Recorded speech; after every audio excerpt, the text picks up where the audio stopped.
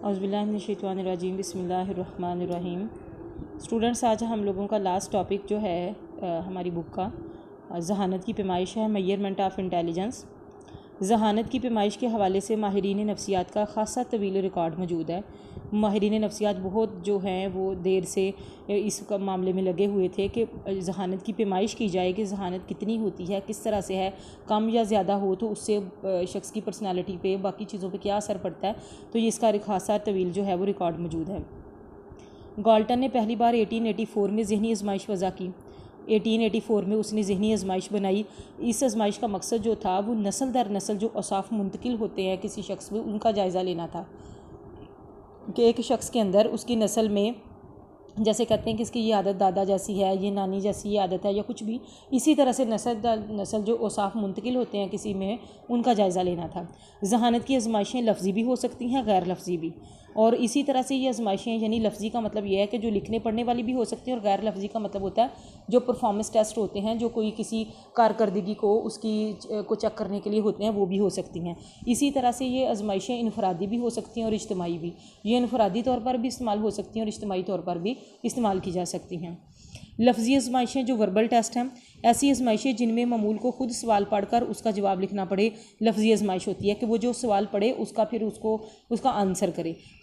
जवाब ख्वाह हाँ या ना में ही हो, लेकिन सही तो गलत पे भी निशान लगाना हो, कुछ भी करना हो, तो पढ़ते हैं, पहले उसको अंडरस्टैंड करते हैं, फिर उस पर रिस्पॉन्ड करते हैं। तो ऐसी जो आजमाइशें हैं अमूमन तलीम याफ्ता लोगों के लिए बनाई जाती हैं। इनमें अमूमन जो मालूमात आमा है, यानी जो जनरल नॉलेज है, उसकी ज़ुबानदानी की सलाहियत है कि कितना उसको फ़हम है दुनिया का, उसको बोलना कितना आता है, सही अल्फाज का मुंतखब करना, और ये रियाजी और हर चीज़ पर जो है वो मुश्तमिल होती हैं। उसके बाद है कारकर्दगी की आजमाइशें। ये गैर लफ्ज़ी आजमाइशें भी कहलाती हैं। ये ख़वानदा और नाख़वानदा यानी पढ़े और अनपढ़ दोनों पर इस्तेमाल की जा सकती हैं।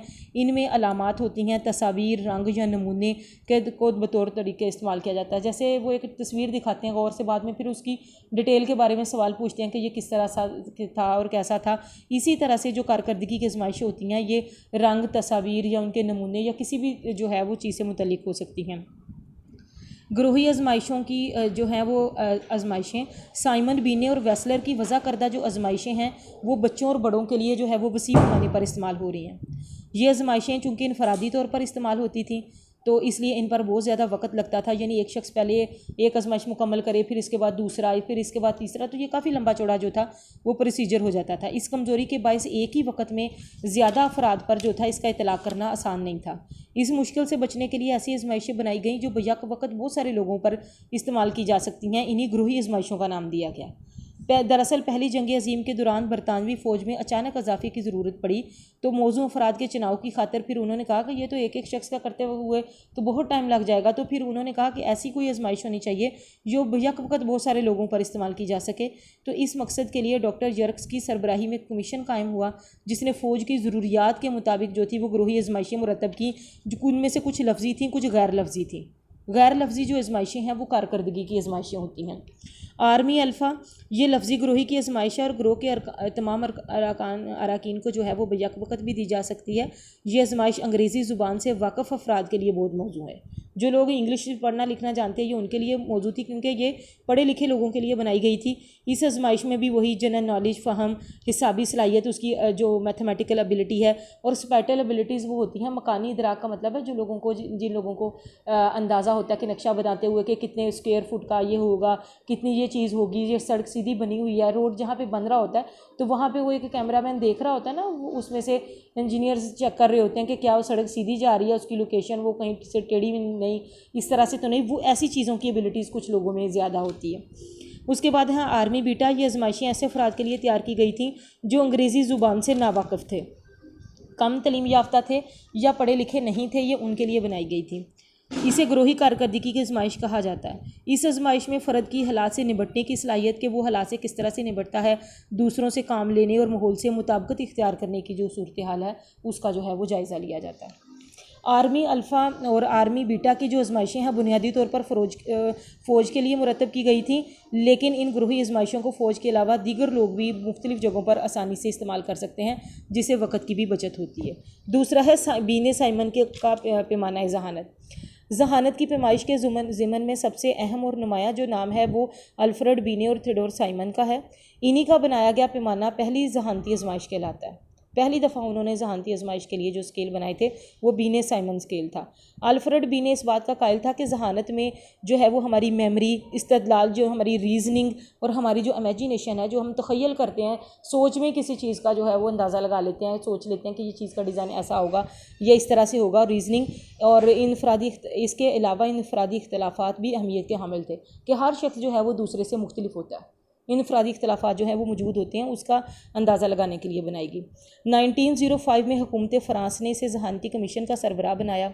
इसका मकसद ऐसी आजमाइशें बनाना था जो कुंद जहन और दिगर बच्चों में तमीज़ कर सके, यानी ऐसी आजमाइश बनाई जाए जो मतलब ऐसे बच्चे जो ठीक हैं, नॉर्मल जिनकी ग्रोथ हो रही है वो भी, और ऐसे बच्चे जो कुंद जहन है, जिनको आप जितना मर्ज़ी पढ़ा सिखा लें वो सीख नहीं सकते, यानी उनका जहन सही काम नहीं करता, वो कोई चीज़ सीख नहीं सकते, उनके और नॉर्मल बच्चों के दरमियान जो है वो फ़र्क कर सके।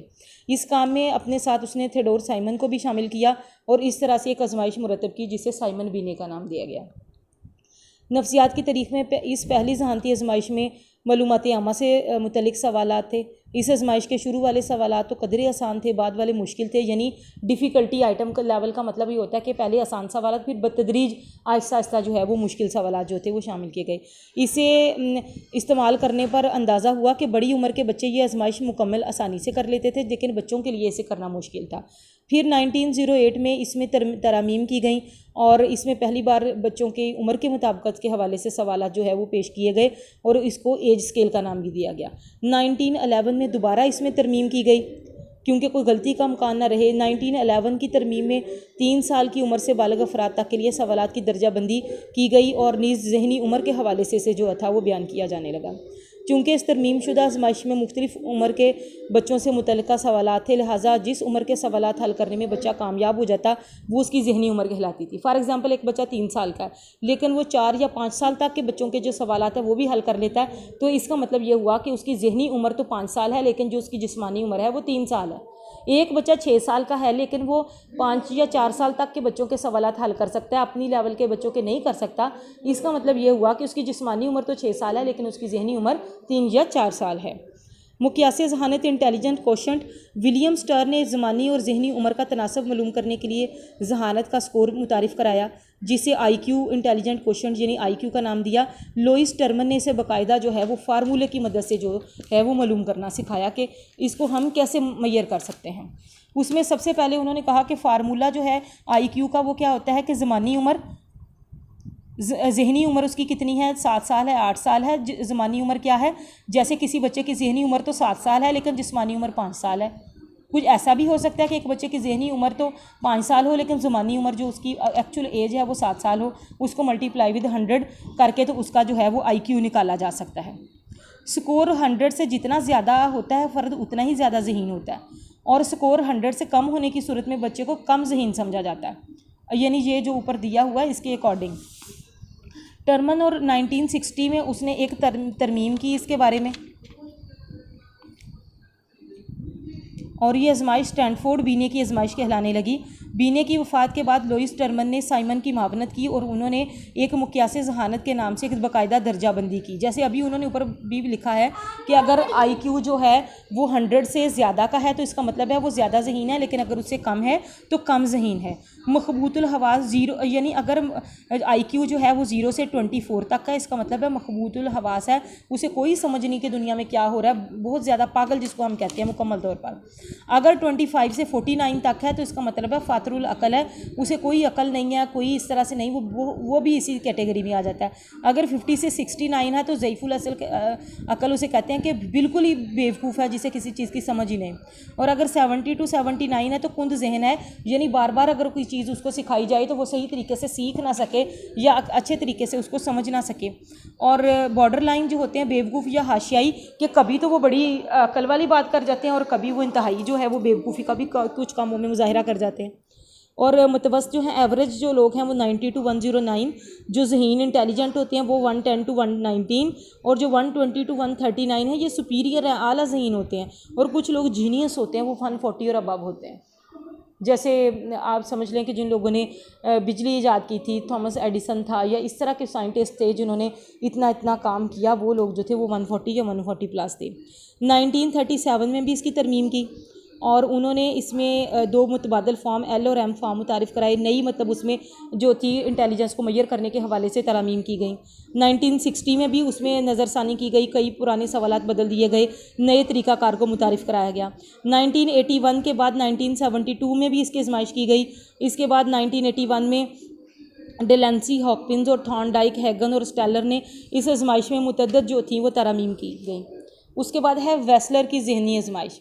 डेविड वेस्लर जो कि बैलीवेव हॉस्पिटल में फ़िज़िशियन था, उसने जहनी मरीज़ों की तशख़ीस के लिए कुछ आजमाइशें मुरतब की और 1939 में बालगों के लिए जो थी एक जामिया जहनी आजमाइश तश्कील दी।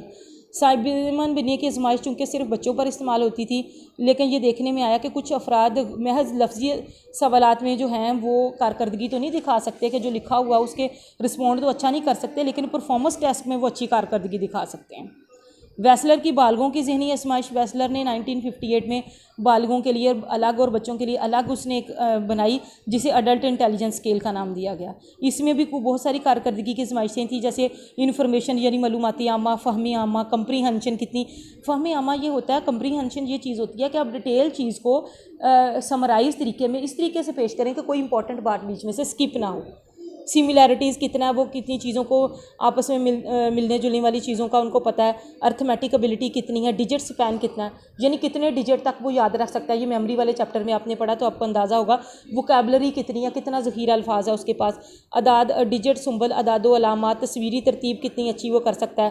पिक्चर कंप्लीशन, ब्लॉक डिज़ाइन, अज्जा की तकमील, ये कारकर्दगी की आजमाइशें भी हैं और दूसरी लफ्जी आजमाइशें भी हैं। इसके मुताबिक जो थी वो मालूमात नाम दी गया। 1980 में जब इसकी तरमीम की गई तो इसे बेस रिवाइज़ का नाम दिया गया। वेस्लर की बच्चों की जो जहानती आजमाइशें थी उसमें भी वही चीज़ें शामिल हैं, मालूमाती आमा, लेकिन चूँकि ये बच्चों के लेवल के हवाले से थी और जो पहले अडल्ट थी वो अडल्ट के हवाले से थी।